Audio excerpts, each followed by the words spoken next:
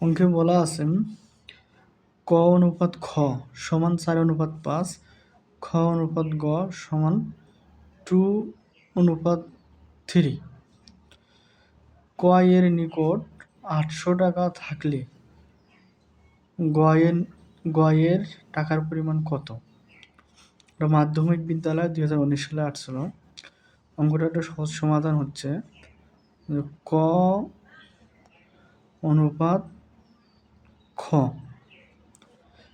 এটা লেখার পর আপনার মানটা লিখব 4:5 গুণ দেব। আর পরবর্তী যে স্টেপটা আছে ওইখানে আমাদের খেয়াল করতে হবে এই মানটা কোনটা কমন যায়।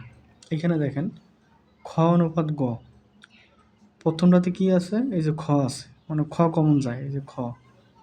তাহলে আমরা এই মানটা লিখবো। তাহলে এখানে খ এর মান কত? 2। আমরা এখানে 2 লিখব। লিখে আমরা গুণ করে দিচ্ছি 4 দুগুণে 8 অনুপাত 5 দুগুণে 10, অর্থাৎ 4 দিয়ে গুণ করতে হবে, 5 দিয়ে গুণ করতে হবে। এর পরের স্টেপ হচ্ছে আমাদের খ অনুপাত গ। তাহলে খ অনুপাত গ সমান কত দেওয়া আছে মান? 2:3। তারা গুণ লিখব। এখন এই দুইটা মানের মধ্যে দেব কোন মানটা এখানে কমন যায়। এখানে খ আছে, এই জায়গাও খ আছে, তাহলে এখানে খ এর মান কত? এই যে খ এর মান হচ্ছে 5, আমরা তাহলে এখানে 5 লিখব, অর্থাৎ কমন সিস্টেম। এখন আমরা গুণ করবো, এই যে 5 দুগুণে 10, এই যে অনুপাত 3 5 15, এই যে 15 লিখলাম। তো এখন আমরা লিখতে পারি ক খ ও গ এর টাকা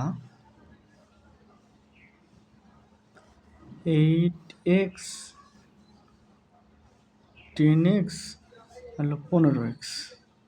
এই যে খ এর মান কিন্তু সমান, এই দেখেন এই দুইটা সমান। প্রশ্নে কি চাইছে আমাদের? ক এর নিকট 800 টাকা থাকলে, ক এর নিকট কত আছে? 800 টাকা। তাহলে আমরা ক এর আগে মানটা বের করে নিই। তাহলে 8x সমান কত? 800। এই যে হলো 800। তাহলে x সমান 800 ভাগ 8। তা 8 দিয়ে 100 ভাগ করলে কত হয়? 100। 800 কে 800। এখন বলছি গ এর টাকার পরিমাণ কত, অর্থাৎ এই যে গ, এই গয়ের টাকা আমাদের বের করতে হবে। গয়ের টাকার পরিমাণ কত? 15। তাহলে গয় এর টাকার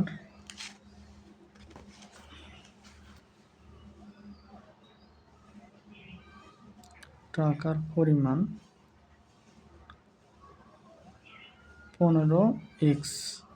তাহলে আমরা এটা 15 লিখলাম।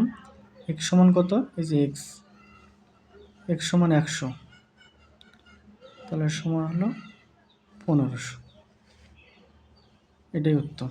অর্থাৎ গয়ের টাকার পরিমাণ 1500 টাকা। অঙ্কটা একটু দেখতে বড় মনে হলেও আসলে